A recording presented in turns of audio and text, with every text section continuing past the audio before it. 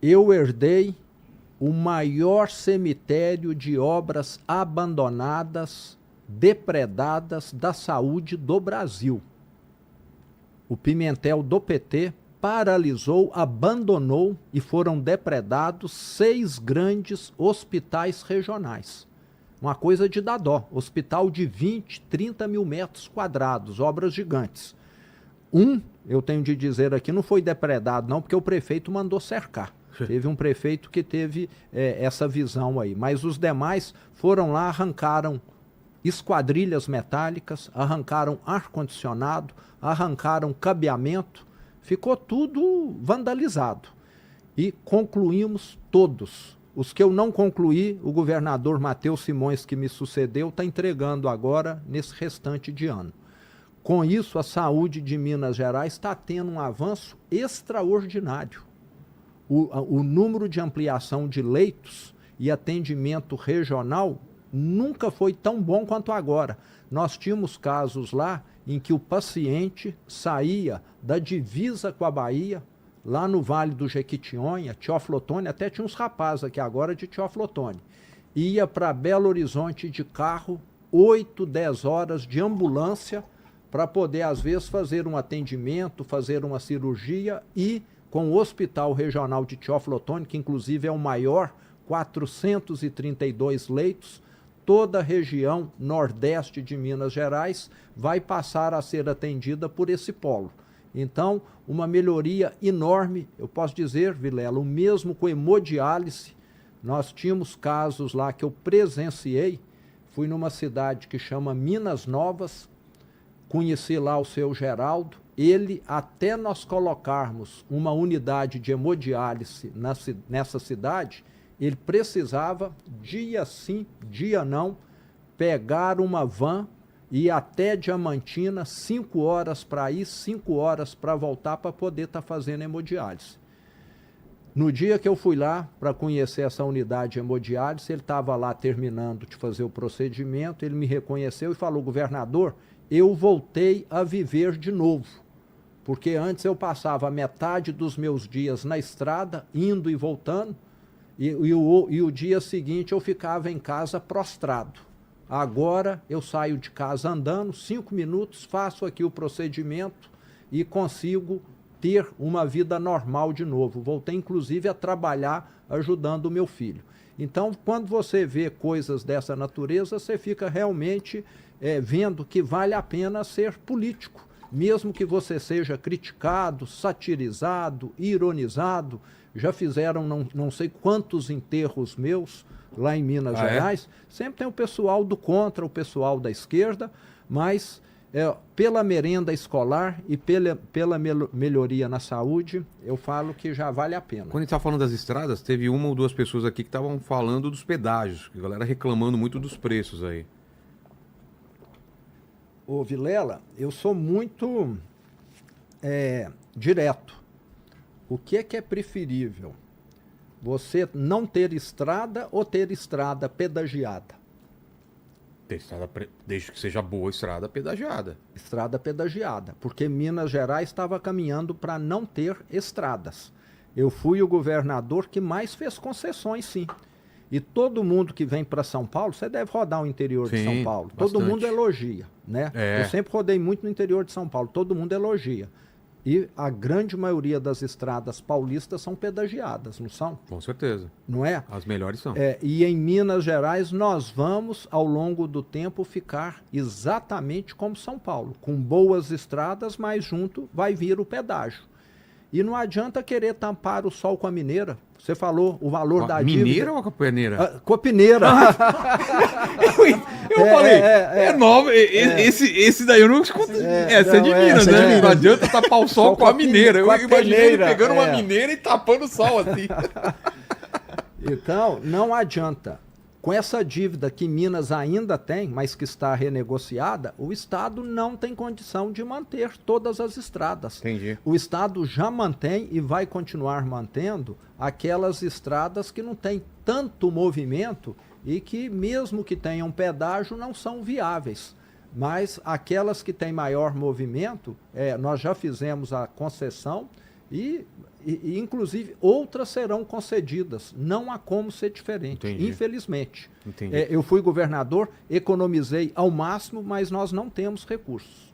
A gente vai falar sobre segurança pública, que eu acho que vai dominar o debate, principalmente nos últimos meses da corrida para a presidência, e inclusive nos debates entre vocês. Mas vamos olhar para a pesquisa. Essa é de abril de 26, né, Alene? Isso. Lula, isso é primeiro turno, né? Provavelmente. Uhum. Primeiro turno. Que tá todo mundo aí. 46,6, Bolsonaro 39,7, Renan e o Zema tá com 3,1.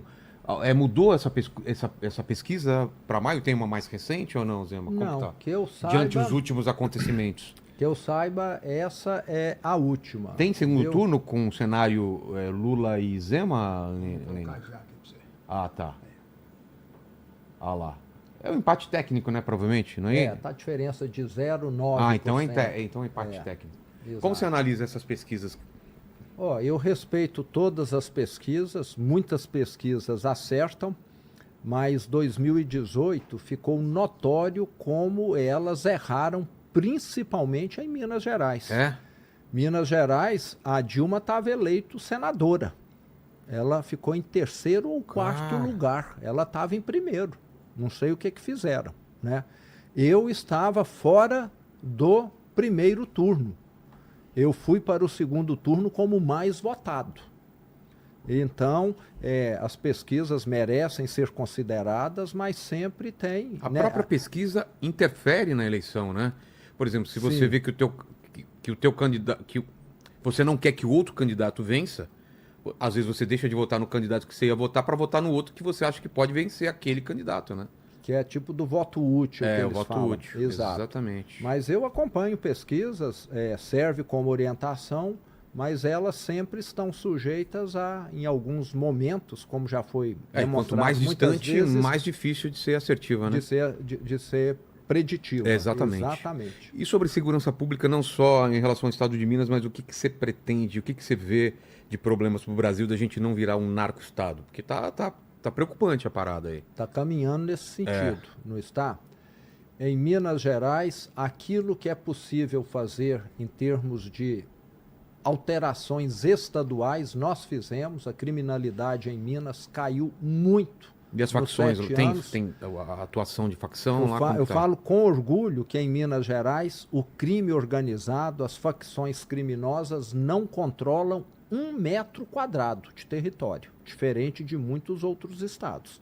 O crime organizado está lá vendendo droga, contrabando, posto de gasolina, cigarro, vape, etc., mas não controlam território. Lá em Minas Gerais, diferente de muitas regiões, cidades do Brasil, não tem aquela ditadura da extorsão. Você sabe o que é a ditadura? Tanto é que quem mora nas comunidades no Rio de Janeiro foi quem mais aprovou aquela intervenção que teve em outubro do ano passado. Você deve ter acompanhado. Porque todo mundo ali parece estranho para nós, paga mais caro pela água, paga mais caro pela internet. Não é facção, é milícia, pela né? internet. E as pessoas vivem com medo e sendo extorquidas. Verdade. E isso faz... Até padaria, até pãozinho. Sabia? Exatamente. A padaria é controlada pelo crime e, na minha opinião, o Brasil deveria equiparar, Vilela, essas organizações e facções criminosas a grupos terroristas, porque são. E por que o governo federal tem tanto medo que isso aconteça? Porque eles dizem que a chance de uma invasão americana seria maior, né? Esse é o argumento, pelo menos. Mas nós já tivemos... Nós estamos assistindo uma invasão do crime das facções criminosas, você concorda? Tem lugar que o poder público não chega. Nós temos muitas cidades, bairros no Brasil em que a polícia militar não vai. Quem manda ali e desmanda é o crime organizado. O Brasil já não está tendo a soberania. Na minha opinião, você tem de declarar essas organizações, enquadrá-las como terroristas, até para mobilizar exército, aeronáutica, marinha, polícia militar, COAF, tudo, para fazer uma força-tarefa. Ninguém é mais forte do que o Estado. Ninguém. Na hora que o Estado fala, eu vou combater o crime pode ser combatido. Agora nós temos um presidente que falou um dia sem querer que traficante é vítima da sociedade.